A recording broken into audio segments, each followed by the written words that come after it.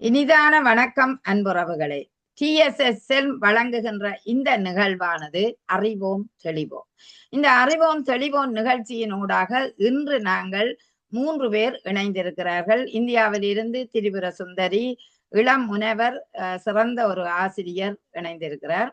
அதுபோல நெதர்லாந்தில இருந்து வஜிதா முகமது, ஆசிரியர், சிறந்த ஒரு கவிஞர், சிறந்த ஒரு பேச்சாளர். அவரையும் அன்போட இந்த நிகழ்ச்சிக்கு அழைத்துக் கொள்கிறேன். அடுத்து சக்தி சுனிசங்கர், அவரும் ஆசிரியராக இருக்கின்றார், அதை விட சிறந்த ஒரு கவிஞராக இருக்கின்றார். அவரையும் அன்போடு அழைத்துக் கொண்டு இந்த நிகழ்ச்சிக்குள்ள நாங்க செல்வோம். இன்று மிக முக்கியமாக இந்த மனித வாழ்க்கையில் மன்னிப்பு என்ற ஒரு பதம், அதாவது மன்னிப்பு என்று சொல்வது மனித வாழ்க்கைக்கு தேவையான உண்டு. ஏனென்றால் சில தவறை நாங்கள் செய்யும் போது மன்னித்துக் கொள்ளுங்கள் என்று சொல்லுவோம். ஆகவே அந்த தவறு விடும் பட்சத்தில் நாங்கள் எந்தெந்த இடங்களில் மன்னிப்பு கோர வேண்டும், ஏன் அது மன்னிப்பு எங்களோட வாழ்க்கைக்கு தேவை, மன்னிப்பதனால் என்ன பயன் போன்ற விடயங்களை இன்றைய அறிவோம் தெளிவோம் ஆராய இருக்கிறது. இன்றைய நிகழ்ச்சியில் முதலில் நாங்கள் வஜிதா முகமது அவர்கள் நெதர்லாந்தில் இருந்து அழைத்துக் கொள்ளுவோம். சிறந்த ஒரு பேச்சாளர், கவிஞர், ஆசிரியர். எப்படி அவருடைய கருத்து இந்த மன்னிப்பு என்ற விடயத்தை பற்றி பெறப்போகிறது. வாருங்கள் வஜிதா, பேசுங்கள்.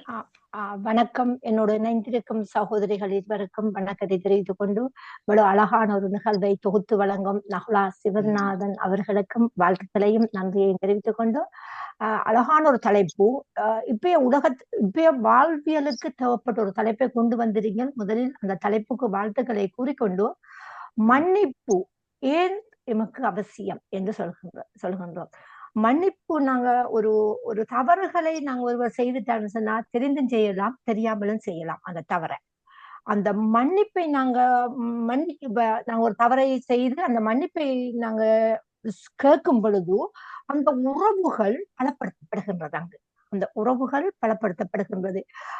அந்த எங்களுக்குள்ளேயே ஒரு மன ரீதியான ஒரு வேதனைக்கு உள்ளாக்கப்படுவோம். நாங்க விட்ட மன்னிப்பு, நாங்க இப்படி செய்துட்டோமே இந்த ஒரு வேதனையை நாங்க ஏற்கக்கூடியவர்களாக இருக்கின்றோம். அடுத்தது, நாங்க மன்னிப்பு கேட்கின்றபடியால் மன அமைதி எங்களுக்கு ஏற்படுகின்றது. அந்த மன அமைதி ஏற்படுகின்றது. அடுத்தது, அந்த அதிகமாக பாத்தீங்கன்னா சமயங்கள்ல மன்னிங்கள் மன்னிங்கள் மன்னிங்கள் என்று சொல்லப்படுகிறது. அந்த சமய இந்த வாழ்வியலை சமயத்தோடு சேர்த்து பார்க்கும்போது அங்கு இறை நம்பிக்கை ஏற்படுத்தப்படுகின்றது. இப்ப நாங்க சிலர் மன்னிக்க மாட்டார்கள், நாங்க மன்னிப்பு கேட்டாலும் மன்னிக்க மாட்டார்கள். ஆனால் நாங்க மன்னிப்பு கேட்டுட்டோம்னு சொன்னா அந்த மனதுக்கு ஒரு ஆறுதலை தரும்.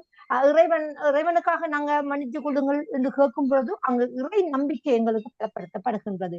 அடுத்தது, அந்த மாற்றத்தின் திறவுகோலாக அங்க மன்னிப்பு அங்கு அந்த கையாளப்படுகின்றது. அடுத்தது, சமூக ஒற்றுமையை விளக்கக்கூடியதாகவும் மன்னிப்பு இருக்கின்றது. இப்ப உதாரணமாக நிறைய விரிசல்கள் ஏற்படுவதற்கு, பிரச்சனைகள் ஏற்படும் பொழுது அந்த அந்த முக்கியமானவர்கள் சேர்ந்து ஒரு மன்னிப்பை கேட்கும் பொழுது அந்த சமூகங்கள் ஒரு நல்லிணக்கத்தை பெறக்கூடியதாகவும் இருக்கும். விரிசல்கள்ல இருந்து நாங்க விரிசல்கள், அடுத்தது பொறாமை, வீண் விவாதம், இவர்களில இருந்தெல்லாம் அந்த மன்னிப்பு ஒன்று கேட்பதனால நாங்க பலப்படுத்தக்கூடியதாக இருப்போம். மன்னிப்பு யாரிடம் கேட்க வேணும், எவரிடம் கேட்க வேண்டும் என்று இல்லை. இப்ப நாம் பெரிய ஆளாக இருக்கலாம், இல்ல நான் என்னோட குழந்தையிடம் நான் ஒரு தவறு செய்துட்டேன்னா அந்த குழந்தையிடமும் நம்ம மன்னிப்பு கேட்கலாம். அதை நாங்க கற்றுக் கொடுத்து அந்த குழந்தைகளை வாழ்வியலோடு சேர்த்து இணைத்து கொண்டு செல்வதற்கு அந்த மன்னிப்பு அவசியமாக இருக்கிறது. எல்லோரும் நினைக்கலாம், நான் கேட்க மாட்டேன் மன்னிப்பு, எனக்கு நான் கேட்க வேணும் என்று சொல்லும் போது எனக்குள்ள அந்த ஒரு அகங்காரத்தை வளர்க்கக்கூடியதாக இருக்கும். அந்த உள்ளுக்கு அந்த அகங்காரம் இருக்கும் எனக்கிட்ட. நான் என்னத்துக்காக கேட்கணும்? எங்களோட மனசாட்சிக்கு தெரியும் நாங்க தவறு செய்திருக்கிறோம் என்று.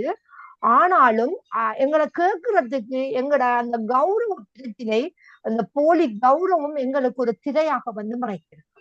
அப்படி இருக்கும்போதும் இப்ப நான் அந்த மன்னிப்பை கேட்டுட்டேன் என்று சொன்னா எனக்கு ஒரு ஆறுதல் கிடைக்கும். அடுத்தது, அங்க நானும் அவரும் சமூகமாக ஒரு நட்புணர்வை தொடர்ந்து கொள்ளக்கூடியதாக இருக்கும். ஆமா, மிக்க நன்றி, மிக்க நன்றி. நன்றி. அடுத்த சுற்று வருகின்றேன். ஆமா, மிக அழகாக அற்புதமாக ஆரம்பித்து வைத்துக்கிறார். அதாவது ஒரு மன்னிப்பு என்ற ஒரு விடயத்தை நாங்கள் சில நேரம் தவறவிட்டால் கேட்டால் அந்த உறவுகள் வலுப்படையக்கூடிய ஒரு வாய்ப்புகள் இருப்பதை அழகாக சொன்னார். நிச்சயம், ஏனென்றால் மீண்டும் அவர்கள் உங்களோட இணைந்திருக்கிறதுக்கு ஒரு வாய்ப்பாக இருக்கும். அதே நேரம் இப்ப என்னிடம் சில நேரம் தவறு இருந்தாலும் அந்த மன்னிப்பு கேட்டு விட்டு உங்கள் மனதை தொட்டு பாருங்கள், மன அமைதி உங்களிடம் இருக்கும். அதை அழகாக சொன்னார் அவர். ஒரு மன அமைதி உங்களிடம் இருப்பதற்கு காரணம் இன்னும் ஒரு முறை நாங்கள் ஒரு மன்னிப்பை கேட்டு விட்டால் அந்த தவறு அப்ப எங்களுக்கு மனம் நல்லதாக இருக்கும். அடுத்தது, நாங்கள் இந்த மன்னிப்பு கேட்கும் இறைவனை நினைக்கிறோம் பாருங்கள்.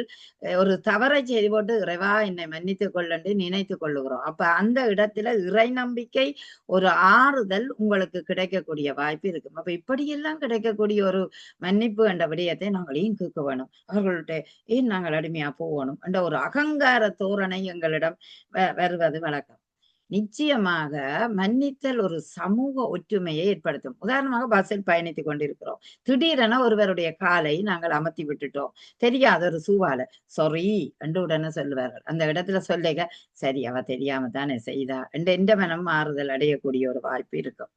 ஆமா, ஒரு மாற்றத்திற்கான திறவுகோல் மன்னிப்பு. ஏண்டா எல்லாரும் சதா சண்டையிட்டால் வாழ்க்கை எப்படி போகும், சமூகம் எப்படி போகும் என்று நினைத்து பார்த்தோம்னா ஒரு மாற்றத்திற்கான திறவுகோல் அந்த மன்னிப்பு. ஆகவே பொறுப்பும் திறப்பும் அந்த மன்னிப்பில் இருப்பதை நீங்கள் பார்க்கக்கூடியதாய் இருக்கின்றது. அடுத்தது, இந்த பொறாமை நல்ல ஒரு சூழலை ஏற்படுத்த இந்த மன்னிப்பு தேவை என்பதை ஆழமாகவும் அழகாகவும் அற்புதமாகவும் சொன்ன வஜிதாவுக்கு நன்றி தெரிவித்துக் கொண்டு இப்பொழுது நாங்கள் திரிபுர சுந்தரியிடம் வருவோம். வணக்கம் இளமுனவர் திரிபுர சுந்தரி அவர்களே, பாருங்கள், ஆசிரியராக இருந்து அற்புதமாக பிள்ளைகளுடனும் எத்தனையோ மன்னித்தலோட பயணித்துக் கொண்டிருப்பீர்கள். எப்படி நீங்கள் பாக்குறீங்க இந்த மன்னிப்பை? வணக்கம். வாய்ப்பு கொடுத்தமைக்கு நன்றி கூறுகிறேன். தலைமையேற்று நடத்தி கொண்டிருக்கும் சகோதரி நகலா சிவநாதன் அவர்களுக்கு எனது சிறந்தாழ்ந்த வணக்கமும், மற்றும் என்னுடன் உரையாற்ற கதைத்துக் கொண்டு இருக்கும் அனைத்து நல்லுள்ளங்களுக்கும் எனது வணக்கத்தை தெரிவித்துக் கொள்கிறேன். மன்னிப்பு என்பது மனம் சார்ந்த விஷயம். அது ஒரு தெய்வீக தன்மை வாய்ந்தது. ஒரு தவறு செய்யாத நபர் யாருமே கிடையாது. சின்ன சின்ன தவறுகள் அறிந்தும் அறியாமலும் சில தவறுகள் பண்ணுவோம். அது ஒருத்தரை மனதளவுல பாதிப்பு தரக்கூடியதா இருக்கும். அதனால அவங்களுக்கு குரோதம், கோபம், வன்மம், பழிவாங்கக்கூடிய உணர்ச்சி, இப்படி பல உணர்வுகள் அந்த தவறு பண்ணியவர்கள் மேல் வரக்கூடிய ஒரு வாய்ப்பு இருக்கும். அப்போ நாம அது முன்னே இருக்கிறவங்க என்னை மன்னிச்சுக்கோங்க, தெரியாமல் நடந்த தவறு, மன்னித்துக் கொள்ளுங்கள் என்று சொல்லும் பொழுது அந்த கோபம் குறைய வாய்ப்பு இருக்கிறது. அதற்கு பழிக்கு பழி செய்யக்கூடிய அந்த வன்மம் குறையக்கூடிய வாய்ப்பு இருக்கிறது. மன்னித்தல் என்பது இறைத்தன்மை உள்ளது. அதை எல்லா மதமும் வலியுறுத்தி தான் சொல்லுகிறது. மன்னிப்புங்கிறது கருணை, கருணையின் வடிவம் கடவுள் அப்படிங்கிறதுதான் ஆழமான இதன் பொருள். பௌத்த மதத்துல கூட அதான் இந்து மதத்துல அகிம்சா பரமோ தர்மா அப்படின்னு சொல்லுது. வன்மை இல்லாத கருணை, மன்னிப்பு, இவையே உயர்ந்த தர்மம். தர்மத்திலேயே உயர்ந்த தர்மம் மன்னிப்பு அப்படிங்கிறது இந்து மதம் சொல்லுது. புத்த மதம் என்ன சொல்லுதுன்னா, வெறுப்பை வெறுப்பால் வெல்ல முடியாது, அன்பால் தான் வெல்ல முடியும் அப்படிங்கிறத புத்த மதம் சொல்லுது. கிறிஸ்தவ மதமும் என்ன சொல்லுது, பிறர் உன்னை போல தவறு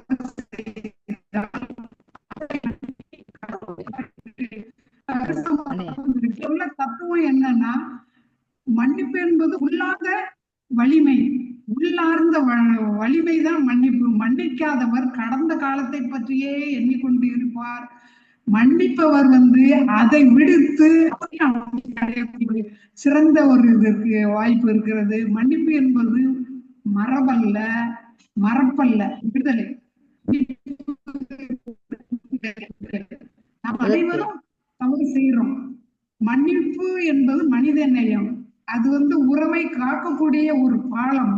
மன்னிக்க தெரிந்தவர் அன்பு, சமநிலை, தன்னம்பிக்கை ஆகியவற்றில் செழிப்பாக இருப்பார்கள். அதனால மன்னிப்புங்கிறது இறைத்தன்மை மொத்தத்தில் என்று கூறி வாய்ப்பு ஏற்படுத்தியதற்கு நன்றி பாராட்டி இருக்கிறேன்.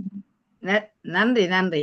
மிக அற்புதமாக இருந்தது. அதாவது ஒரு மனம் சார்ந்த விடயம். சகோதரி, சொல்லுங்க. மாணவர்கள் கிட்ட பல தவறுகள் நடக்கும். அந்த ஒரு முறையெல்லாம் ஒரு பையனை கண்டிக்கிறப்போ அவன் பண்ணின விஷயம் என்னன்னா, அடுத்த நாள் இந்த டீச்சர் ஸ்கூலுக்கே வரக்கூடாது, இறந்து போயிடணும்னு சொல்லியிருக்கான். அவன் நண்பர்கிட்ட எல்லாம் சொல்லியிருக்கான். எனக்கு ஒரு அனுபவம் அது தெரியாது. அவன்கிட்ட இல்லடா, உன்கிட்ட கெட்ட பழக்கம் வரக்கூடாது, நீ படிக்கணுங்கிறது தான் எண்ணம், நீ பள்ளிக்கூடம் வளாகம் தாண்டி நீ எப்படி வேணாலும் இருந்துக்கோ, எப்போ அந்த மதிலுக்குள்ள வந்துட்டியோ நாங்க சொல்ற மாதிரி எல்லாருக்கும் துன்பம் இல்லாம நீ இருக்கணும் அப்படிங்கறத சொன்னேன். அதனால ஒரு அடியும் போட்டுட்டேன். அடி போடும் போது அடுத்த நாள் இந்த டீச்சர் வரக்கூடாது, இறந்துடணும் அப்படிங்கிறத அவன் ஃப்ரெண்டு கிட்ட எல்லாம் இன்றைய சூழலில நடத்த முடியாம ஆயிட்டு தொடர்ந்து லீவ் போட்டுட்டேன். அதுக்கப்புறம் அந்த செயல் எனக்கு அவன் மேல அதிக ஒரு அன்பு வந்தது. ஒரு 20 நாள் நடக்க முடியாம ஆகி கால் கட்டு போட்டு பள்ளிக்கு வர்றப்போ அந்த பையன் சேட்டை பண்ணக்கூடிய பையன் எதுவுமே சொல்லாம டேபிள் பக்கத்துல உட்கார்ந்து ஒரே அழுகை. எனக்கு என்ன பிரச்சனை, யார் சண்டை பட்டா, யார் திட்டுனா அப்படின்னு தெரியாம திரும்ப திரும்ப அவன்கிட்ட கேட்கிறப்ப எதுவுமே சொல்லல. கடைசியில என்ன சொன்னாங்க, நீங்க செத்து போகணும்னு சொன்னேன், இப்படி காலில் பெரிய கெட்டு போட்டு வந்திருக்கீங்களே அப்படின்னு. அப்போ பரவாயில்லடா, நீ சின்ன பிள்ளை, நீ சொன்னதுனால எனக்கு ஒண்ணும் ஆகாது, பெருசுபடுத்தல அப்படின்னு சொன்னாலுமே அவன் அந்த குற்ற உணர்ச்சியோட அதுக்கப்புறம் அதீத அன்பா இன்னைக்கு இருந்தான், இன்னைக்கு வரைக்கும் இருக்கான்.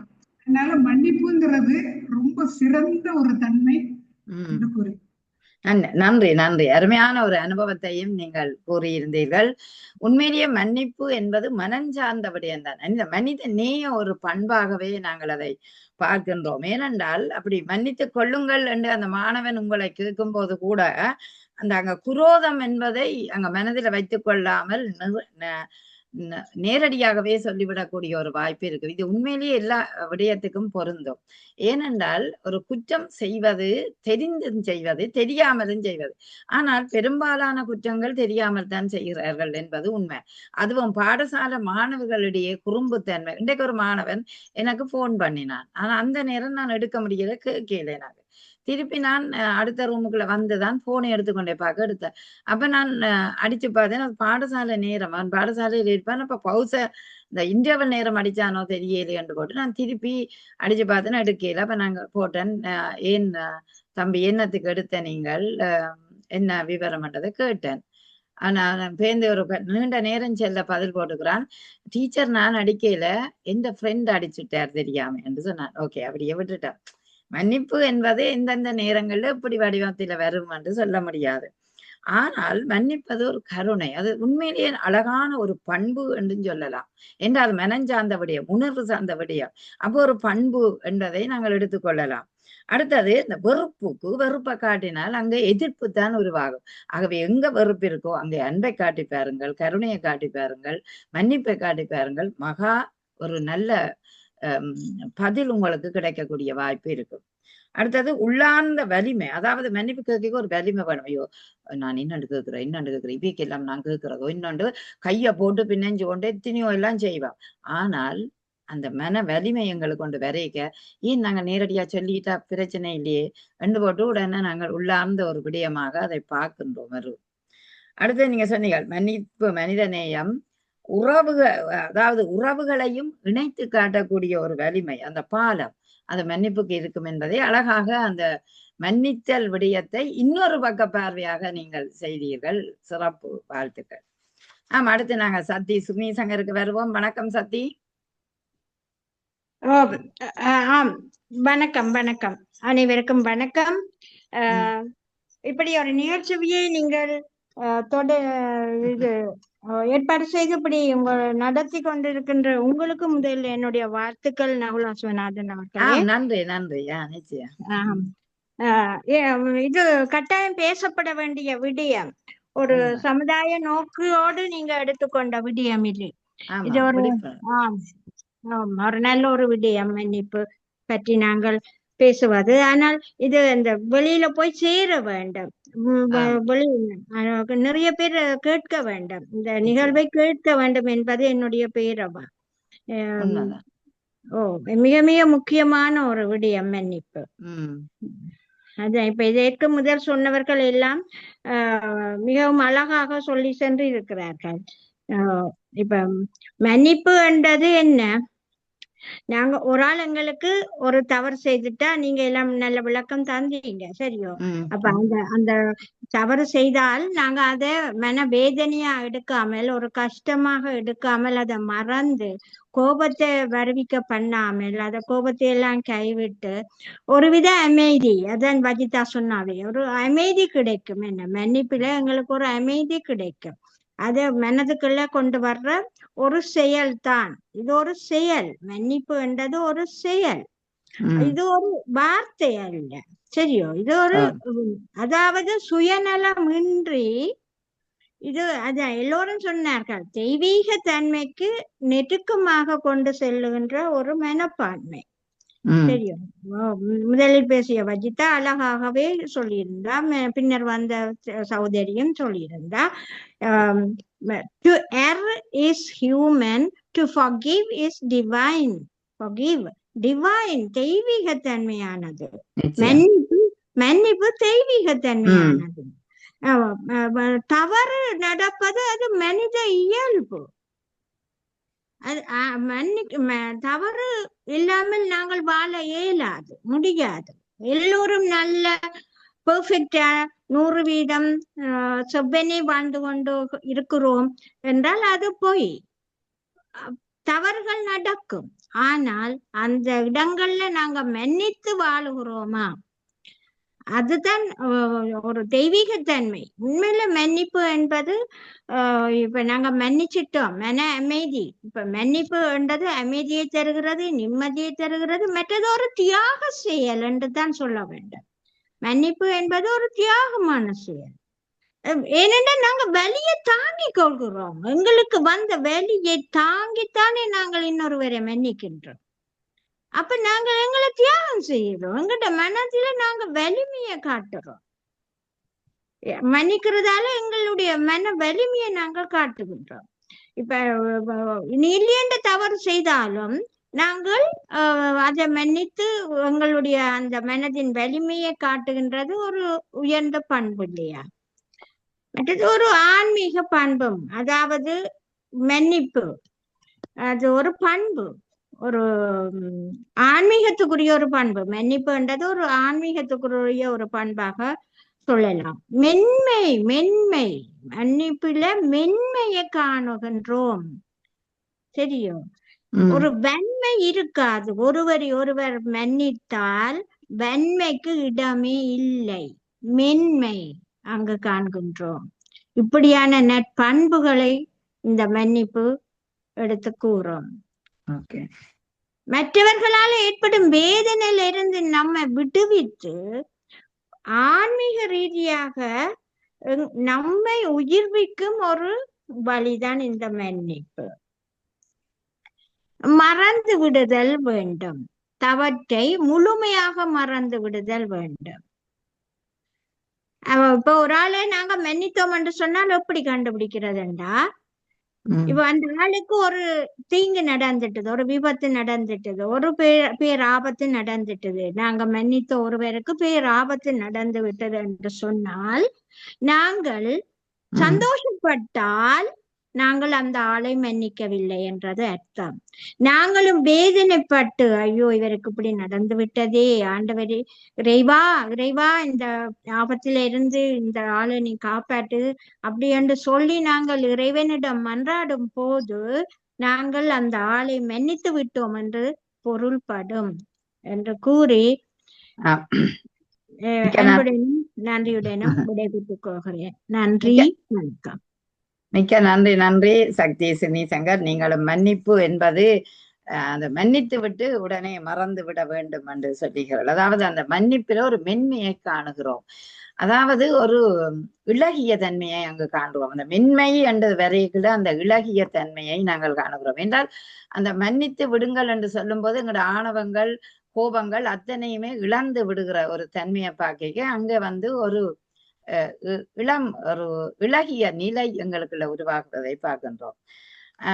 எப்போதுமே மன்னித்து விடுதல் என்று சொல்லும் போது கூட எங்களோட மனதுக்கு ஒரு அமைதி கிடைப்பது நிச்சயம் உண்மையான ஒன்று. அப்ப இது ஒரு செயலாக இருந்தாலும் ஒரு தெய்வீக தன்மை இருப்பதை நாங்க பார்க்கிறோம். நிச்சயமாக அதான் எப்பொழுதும் சொல்லுவார்கள். ஜேசுநாதர் சொன்னார், ஒரு கன்னத்தில் அடித்தால் மறு கன்னத்தையும் காட்ட வேண்டும். அப்போதுதான் அந்த மன்னிப்பு சரியாக அமையும் என்பதற்காக அந்த சமநிலை படுத்தலோ என்ற கேள்வி வரும். ஆனா இன்று அப்படி இல்லை. ஏன் நான் கொடுக்கணும் என்று கேட்பார்கள். மாணவர்களுக்கு சொன்னா ஏன் நான் கொடுக்க வேணும் என்று எதிர்கருத்துக்களை சொல்லக்கூடிய வாய்ப்புகளே இருக்கின்றன. அதுக்காக அடிக்க அம்மையின் நகர் மண்டுட்டு அடித்து கொண்டு இருப்பது நல்லதல்ல. அங்கேயே அந்த ஒருக்கா அடிக்கும்போது ஏன் அடிக்கிறார் என்ற கேள்வி வரும்போது மன்னித்துக் கொள்ளுங்கள், நான் தெரியாமல் அடித்து விட்டேன் என்று சொல்லுறதும் வரும். இல்லது இதற்காகத்தான் உங்கள் தவறை உணர்த்துவதற்காகத்தான் நாங்கள் அடித்தோம் என்ற ஒரு எண்ணத்தை அந்த மாணவனிடம் பதித்தோமானால் நிச்சயம் அவன் திருந்துறதுக்குரிய ஒரு வாய்ப்பு வரும். இந்த மன்னிப்பில ஒரு நன்மையை பார்க்கிறோம், அங்க அந்த மாணவன் திருந்தி கொள்ளக்கூடிய ஒரு வாய்ப்பு வரும். நிம்மதி, தியாகம், இவையில அதாவது மன்னிப்பு என்று டக்குன்னு சொல்ல இயலாது. அங்க ஒரு தியாகம் எங்களிடம் வர வேணும். ஏனென்றால் மகன் தாய்க்கு அடித்து விட்டார் என்று வைப்போம், அது நடக்காத ஒன்று நடந்து விட்டது. கன நேரத்துக்கு பிறகு அம்மா மன்னிச்சு கொள்ளுங்கள், ஏனென்றால் நான் அப்போ தெரியல, எனக்கு கொஞ்சம் கோபத்தில் அடிச்சு விட்டேன். அப்ப அங்கே ஒரு தாயில வார அந்த தியாக உணர்வு அதை மன்னிக்க கூடிய ஒரு நிலையை ஏற்படுத்தி கொள்ளுகின்றது. இப்படி பார்த்தோம்டா வேதனையில் இருந்து விடுவித்து நம்மை சிறந்த ஒரு சாதாரண மனிதனாக்கக்கூடிய ஒரு தன்மை இந்த மன்னிப்புக்கு இருக்கும் என்றால் இவ்வளவு தூரம் நாங்கள் அதை சிந்திக்காமல் இருக்கிறோம் மனித வாழ்க்கையில் என்று நினைத்து பார்த்தால் அதைத்தான் என்னை சிந்திக்க வைத்தது. அதாவது ஏன் நாங்கள் இப்படி கோபத்தில் இருக்கிறோம் அல்லது ஏன் மன்னிப்புக்கு நீங்க பாருங்கள், உறவுகளுக்கிடையே எங்களோட சகோதர உறவுகளுக்கிடையே நீண்ட நாள் பகை இருக்கிறது. என்ன, ஒரு சின்ன தவறு செய்து விட்டார் என்றதுக்காக அவர் எனக்கு சொல்லவில்லை அந்த திருமணத்துக்கு, நான் போக மாட்டேன் என்றோடனே இருவருக்கும் இடையிலே கோபம். அப்ப இதை அந்த தவறை எங்கேயோ ஒரு இடத்தை வந்துவிட்டால் அதை நேரடியாக சொல்லிவிட்டால் அந்த உறவு நிலைக்கும், இல்லாவிட்டால் அந்த உறவு பகையாக போய்விடும். அதாவது நீ பகையாக இருந்து ஊருக்கு என்ன லாபம் யோசிச்சு பாருங்கள், அது கூடாது. இப்போ இணைவாக இன்பமாக இணைந்திருப்பது சமூக ஒற்றுமையை ஏற்படுத்தக்கூடிய ஒன்றாக இந்த மன்னிப்பு இருக்கும். இப்போ கேள்வி என்னென்றால், ஏன் மன்னிப்பு கேட்காம கனவேர் இருக்கணும்? எத்தனையோ தவறு வாழ்க்கையில நாங்க செய்யறோம். இப்ப நீங்கள் உங்களோட வாழ்க்கை என்ற ஒரு நிலையை சிந்திச்சு பாருங்கள். எந்த இடத்தில் நான் இந்த தவறை கேட்டிருந்தால் நான் மீண்டும் இணைஞ்சு வாழ்ந்திருக்கலாம் என்றதை நினைக்கிறீர்கள்? எங்கேயோ ஒவ்வொருவரிடம் ஒவ்வொரு தவறு வரும். அப்படி பார்க்க ஏன் மன்னிப்பு கேட்காம வாழ்கிறோம்? அதனாலதான் இந்த தலைப்பு நாங்க பாசிட்டிவா கொண்டு வரோம். நெகட்டிவா ஏன் நாங்கள் கேட்காம இருக்கிறோம்? கன இடத்துல நாங்க கேட்கலேன், எனக்கு விருப்பம் இல்லை, அவர்கள் சரியில்லை, அல்லது அந்த உறவுகளை பலப்படுத்த மாட்டார்கள், அன்பில்லைங்கள்ல என்று பல காரணங்களை சொல்லுவோம். சரி, இப்ப பார்த்தால் இந்த விடயத்தோட நாங்கள் ஒரு போய் இறுதிய முடிவை எடுத்துக்கொள்ளலாம். ஏன் மன்னிப்பு கேட்காம இன்று மக்கள் அதிகம் இருக்கிறார்கள்? இதை நீங்க எப்படி பாக்குறீர்கள் மஜிதா? மீண்டும் அழகாக நீங்களும் தொகுத்து சகோதரிகள் சொல்லியிருந்தால், நாங்க மன்னிப்பு எங்களோட ஆழமான மனத்திலிருந்து வர வேண்டும். அது வெறுமனே எங்களோட உதடுகள்ல இருந்து வரக்கூடாது. நாங்க ஏன் மன்னிப்பு கேட்காம இருக்கிறோம்னா எங்களுக்கு ஈகோ பிரச்சனை இருக்குது. எங்களுக்கிட்ட அந்த எங்களோட கௌரவ பிரச்சனை என்னன்னு சொன்னா, இந்த சின்ன பிள்ளைகள் செய்துட்டு சொன்னா, இல்ல குடும்பத்துல கொஞ்சம் வசதி குறைந்தவர்களாக இருக்கலாம், இல்ல ஒரு வித்தியாசமான ஒருவராக இருந்தாலும் நாங்க அவங்கள்ட்ட கேட்கறதுக்கு தயங்குகின்றோம். என்ன நினைப்பா, என்ன நானும் கேட்க வேணும், நான் இப்படி இருக்கக்குள்ள நான் ஏன் கேட்க வேணும் என்று நாங்க கேட்கறதுக்கு தயங்குகின்றோம். அடுத்தது, இந்த மன்னிப்பு என்பது எங்க இருந்து ஆரம்பிக்கப்பட வேண்டும் என்றுனா வீட்டில இருந்து ஆரம்பிக்கப்பட வேண்டும். வீட்டில இருந்துதான் ஆரம்பிக்கப்பட வேண்டும். நாங்க வெளியில சமூகத்துல போய் தேட தேவையில்லை முதலில்.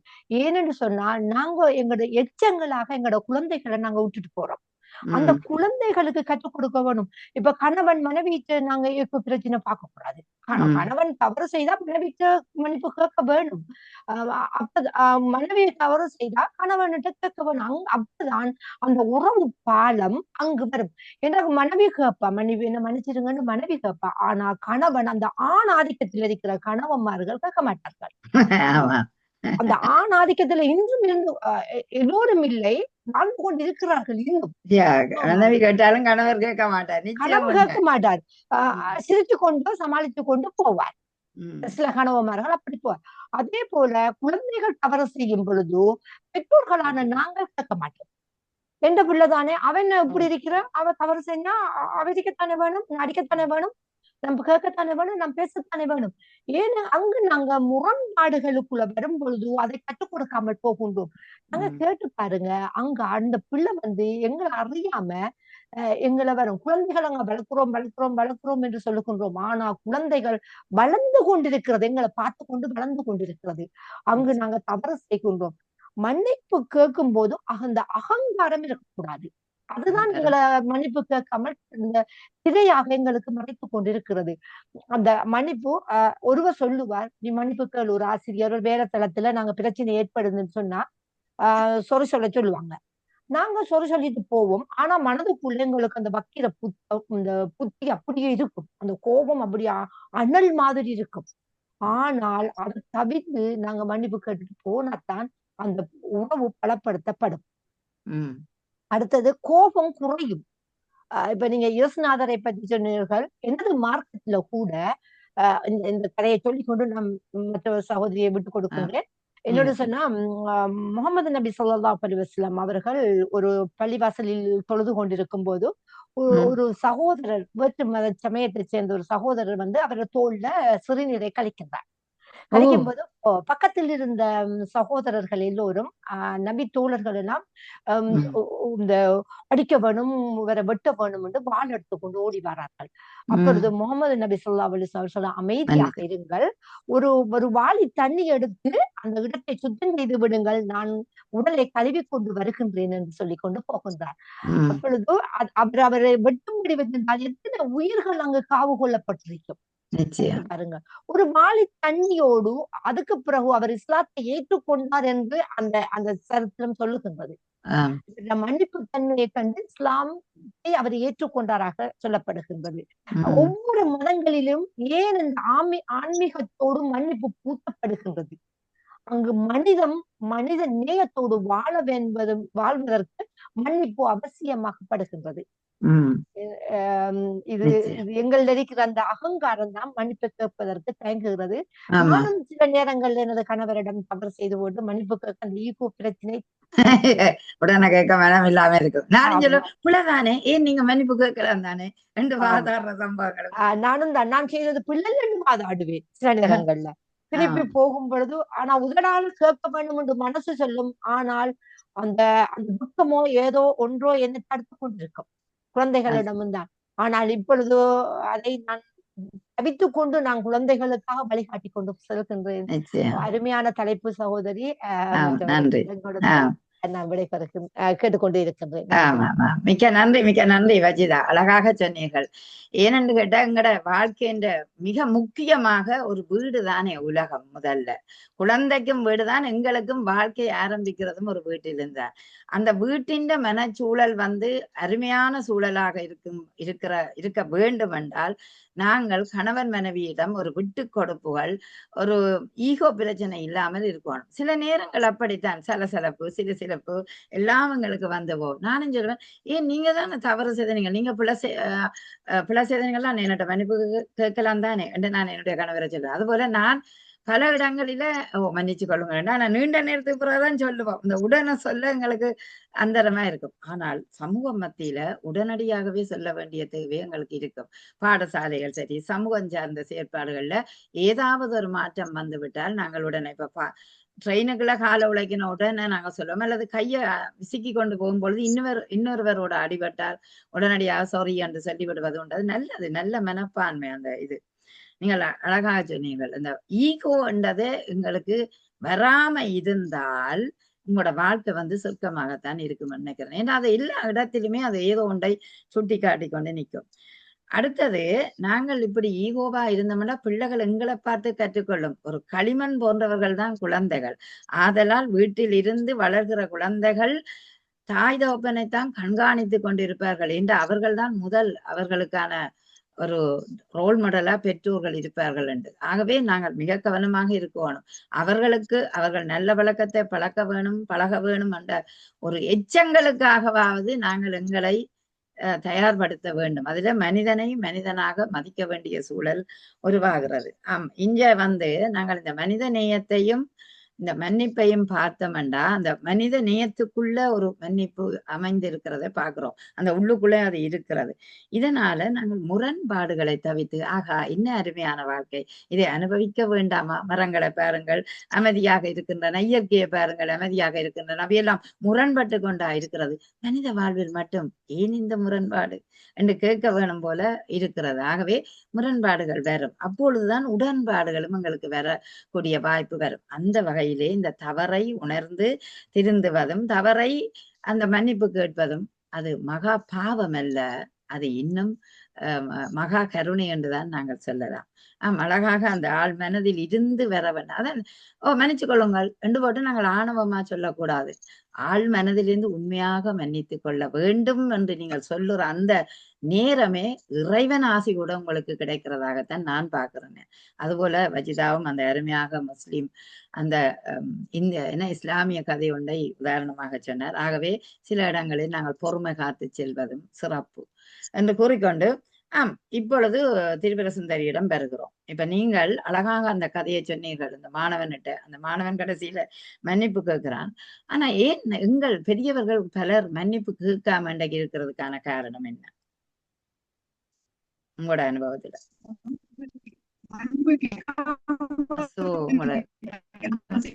இணையதளம் கொஞ்சம் இருக்கிறப்போ நான் செஞ்சது சரிதான், முயல் நான் பிடிச்ச முயலுக்கு 3 காலுன்னு சொல்லி பிடிவாதமாக அதே எண்ணத்துல இருப்பாங்க.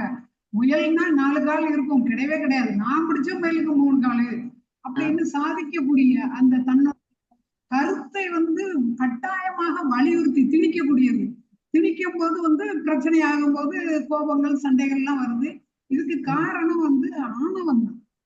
நான் பெரியவன் அப்படிங்கிற ஒரு பெருமையும் ஒரு எண்ணமும் தனக்குள்ள ஆணவமும் மாதிரி மன்னிக்க முடியாத ஒரு சூழலையும் தருது. மன்னிப்பு கேட்க மாட்டேன் அப்படிங்கிற வருது. அதனால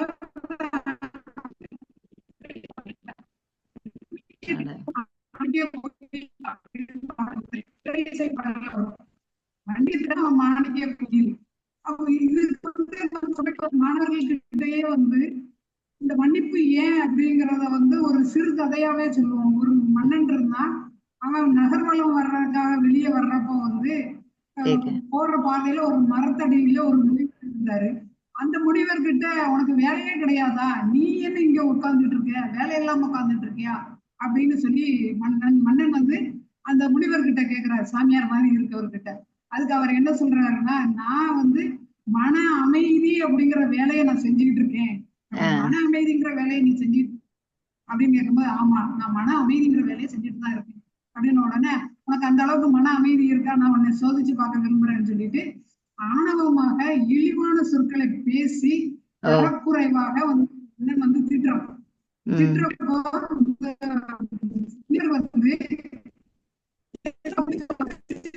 நான் உனக்கு மானரோசம் எதுவுமே கிடையாதா, இந்த அளவுக்கு நான் திட்டுறேனே, உனக்கு கொஞ்சம் கூட ரோசம் இல்லாம இருக்கியே அப்படின்னு கேக்குறப்போ அதுக்கும் அந்த முனிவர் சிரிக்கிறாரு.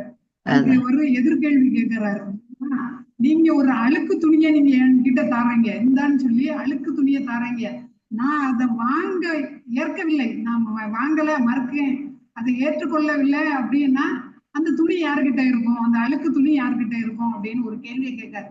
அப்பதான் இந்த மன்னன் தன்னோட உணர்தான், நாம அந்த இதை கொடுக்கல அப்படின்னா, மன்னிக்கக்கூடிய அந்த தன்மை கொடுக்கலன்னா அந்த உங்ககிட்டே தான் அந்த அழுக்கு மான பேச்சு இது எல்லாமே உங்ககிட்டதான் இருக்கும், அது என்ன ஒண்ணும் பாதிக்காதுன்னு போது அந்த மன்னன் தன்னோட தவற உணர்ந்து முனிவர்கிட்ட மன்னிப்பு கேட்கிறாரு. அப்படிங்கறது குழந்தைகளுக்கு இந்த நீதி கதைகள் மூலம் ஆரம்பத்திலேயே அவங்களுக்கு வலியுறுத்தி வருது. மன்னிப்பு மனித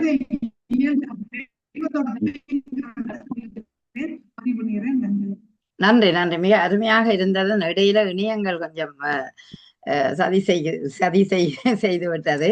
இருந்தாலும் நல்ல அருமையான விடயத்தை அந்த அழுக்கு மூட்டையை அவர் கொடுக்கும் போது மன்னர் அந்த அழுக்கு மூட்டையை நீயே வச்சிரு என்று சொல்றார் என்றால் அதின் அர்த்தமே நீ உன்னுடன் தான் தவறு இருக்கிறது, அந்த தவறுக்கு நீ மன்னிப்பு கேட்காவிட்டால் இந்த அழுக்கு மூட்டையை நீ வைத்திருக்கிற போலதான் ஆகும் என்று அந்த நல்ல ஒரு உபமானமாக அந்த கதை அமைந்திருந்தது. சிறப்பு. ஆமாம், அதாவது ஏன் இந்த மன்னிப்பு கேட்கவில்லை என்று பார்த்தோம்டா, அது ஒரு ஆணவம் என்ற ஒரு நிலை, ஒரு அகங்காரம் நிலை.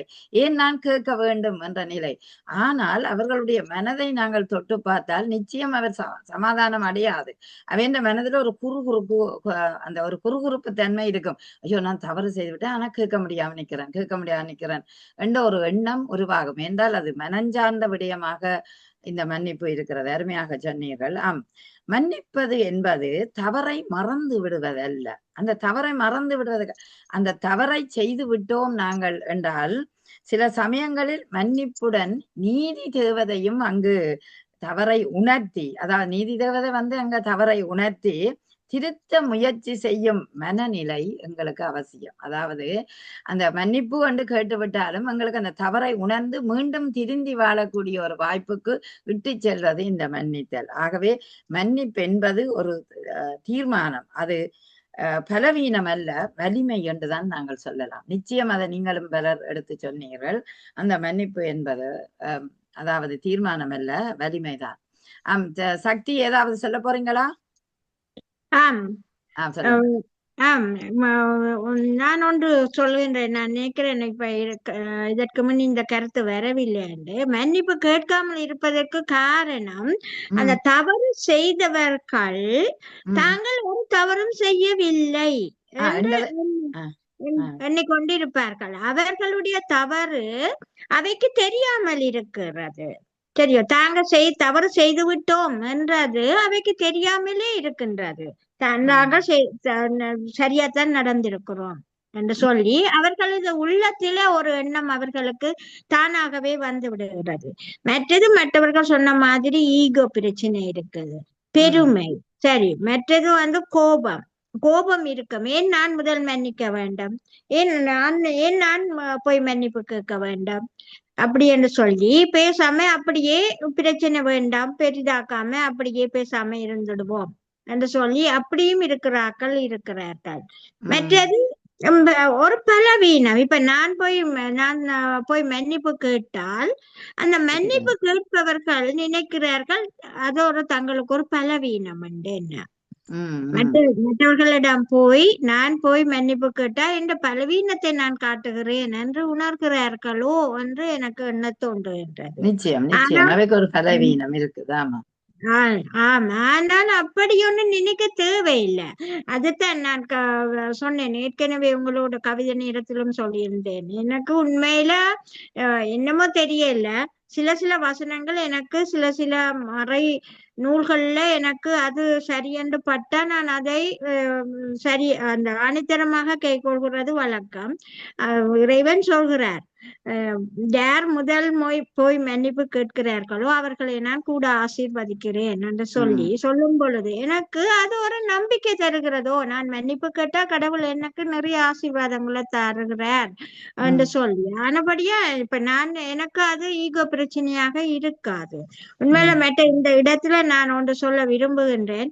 இந்த குடும்பங்களுக்கு இடையில ஒரு மன்னிப்பு குணம் இருக்க வேணும் என்று சொல்லி வஜிதா சொன்னா, உண்மையில நான் இங்கே ஆரம்பத்தில நான் இருந்தெடுத்த கோயில்கள் இல்லை. அப்ப நான் தேவாலயத்துக்கு தான் போய் கொண்டிருந்தேன். அங்க பைபிள் வசனங்களை கேட்டுக்கொண்டிருந்தேன். உண்மையில நான் வரும் பொழுது என்னுடைய கணவர் அவர் தேவாலயத்துக்கு, நாங்க இந்துக்கள், நானும் இந்து மதம், கணவரும் இந்து மதம், இருந்தாலும் நாங்க தேவாலயத்துக்கு சென்று வந்து கொண்டிருந்தோம். அப்பொழுது அந்த ஆண்டவர் சொல்கிறார், ஒருவர் மன்னித்து வாழுங்கள், நான் உங்களை மன்னித்தது போல நீங்கள் மற்றவர்களை மன்னியுங்கள் என்று. அப்பொழுது நானும் என்னுடைய கணவரும் ஆரம்பத்தில் நாங்கள் எங்களுடைய இல்லற வாழ்க்கையில நாங்கள் ஒரு கடைபிடித்த ஒரு ஒழுங்கை நான் கூற விரும்புகின்றேன். எனக்கும் அவருக்கும் இடையில ஏதாவது கருத்து வேறுபாடு நான் ஏதாவது பிள்ளையாக சொல்லியிருந்தால் அவர் சொல்லுவார், நீ சொன்னது பிள்ளை. அப்போ நான் உடனே சொல்வேன், ஓகே சரி வாங்கோ, நாங்கள் கடவுளின் சன்னிதானத்தில இருந்து 2 பேரும் ஒருவரை ஒருவர் மன்னித்து ஜெபம் செய்வோம். உண்மையில நாங்க செய்தனாங்க, சிரிப்பில்ல, நானும் கணவரும் அப்படி செய்தனாங்க. சரி, அப்படி செய்துதான் நாங்க வாழ்ந்து வந்தோம். இப்ப இல்ல. ஆனா இப்ப நாங்க ஜபிக்கிறது ஒண்டாத்தான் ஜபிப்போம், 2 பேரும் கோயிலுக்கும் போவோம், 2 பேரும் ஒண்டாத்தான் போவோம். வீட்டுல நாங்க ஜெபம் செய்வோம், ஒவ்வொரு நாளும் ஜெபம் செய்வோம், 2 பேரும் சேர்ந்துதான். இல்ல, நான் என்னுடைய மருமகளுக்கு கூட இதை நான் கற்றுக் கொடுத்தேன். என்னுடைய புதிதாக வந்த மருமகளுக்கு நான் கற்றுக் கொடுத்தேன். தயவு செய்து நீங்கள் ஒருவரை ஒருவர் புரிந்து கொண்டு ஒருவருக்கு ஒருவர் விட்டு கொடுத்து ஒருவரை ஒருவர் மன்னித்து வாழுங்கள்.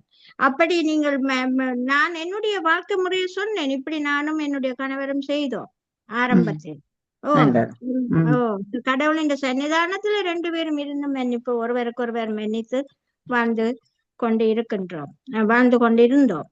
இப்பவும் மன்னிக்கிறபடியினால் தான் ஒருவரை ஒருவர் மன்னிக்கிறபடியினால் தான் எங்களுடைய இல்லற வாழ்க்கை சந்தோஷமாக போய்கொண்டிருக்கின்றது என்று கூறுகின்றேன். மிக்க நன்றி. அருமையாக சொன்னீர்கள். அதாவது வாழ்க்கையில மன்னிப்பு என்பது தேவை. அது ஒரு சொல்லாமல் அவர் கேட்காமல் இருக்கிறார்கள்டா அத பலவீனம். அடுத்தது நீங்கள் கணவரும் நீங்களும் அந்த மன்னிப்பு என்ற விடயத்தை 2 பேரும் சேர்ந்து அந்த கோவிலில் ஒரு சபதம் எடுத்து நீங்கள் செய்கிறீர்கள் என்றால் அங்கதான் அந்த வாழ்க்கையின் ஆரம்பங்கள் நிறைவாக இருக்கிறதை நான் பார்க்கிறேன். ஏனென்று கேட்டா தவறு செய்தவர்கள் நாங்கள் தவறு செய்து விட்டோம் தான். ஆனா அதை இந்த தவறுக்கு மன்னிப்பு கேட்க வேண்டாம். எங்களுக்கு ஒரு மனதில ஒரு பலவீனம் இருக்கிறது. அந்த பலவீனத்தை எல்லாம் உடைச்சறிஞ்சு பலமான ஒரு வாழ்க்கைக்குள்ள வாழ வேண்டும் என்றால் அங்க இருவரும் விட்டு கொடுப்புகளும் புரிந்துணர்வோட பேசிக்கொள்ள வேண்டும் என்பதை அழகாக சொன்னீங்களாம். இது கேட்காமல் இருக்கிறவர்கள் பலவீனம் தான். அவர்களுக்கு ஒரு ஆணவம் இருக்கும். அவைன்ற மனநிலையை பார்த்தால் அது பலவீனமான ஒரு மனதாக இருக்கும். சில நேரம் இதுல நீங்கள் சொல்லாத விடயங்களை சொல்லி நாங்கள் நிறைவுக்கு வருவோம். சில நேரம் பழி வாங்கும் குணம் சிலரிடம் இருப்பதுண்டு.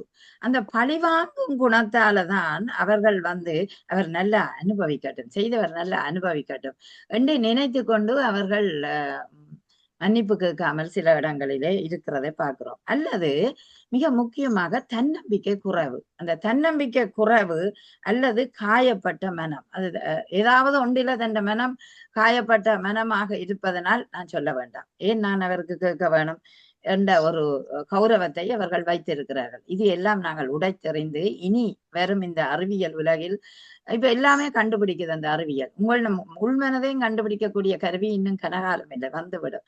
ஆகவே நாங்கள் தெளிவாக நேர்மையாக உண்மையாக வாழ்வது கால சுழற்சியில மிக முக்கியம் என்று சொல்லுகிறேன்.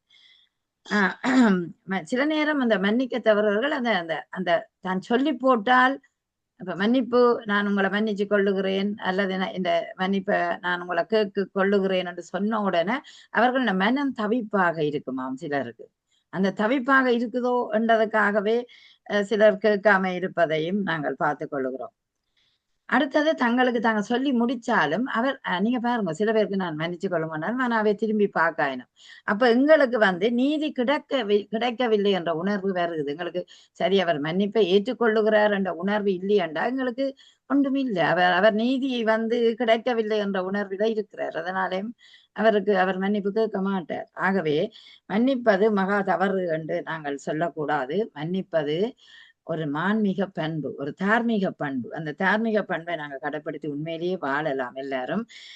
நாங்கள் உண்மையிலேயே இந்த பெண்களாக இருந்தாலும் நாங்கள் விழிப்புணர்வு ஊட்டுற வாழ்க்கைக்குள்ள இருக்கிறோம். ஏனென்று கேட்டா இன்றைக்கு அறிவியல் சூழல், வேகமான வளர்ச்சி பாதை, இயந்திரமயமான வாழ்க்கை, இதுக்குள்ள நாங்கள் சுழன்று கொண்டு இருக்க எங்களுக்கு பிறந்த குழந்தைகள் அப்பழுக்கற்ற குழந்தைகளாக இருக்கிறார்கள். நேர்மையாக இதையும் எடுத்து சொல்லக்கூடிய குழந்தைகளாக இருக்கிறார்கள்.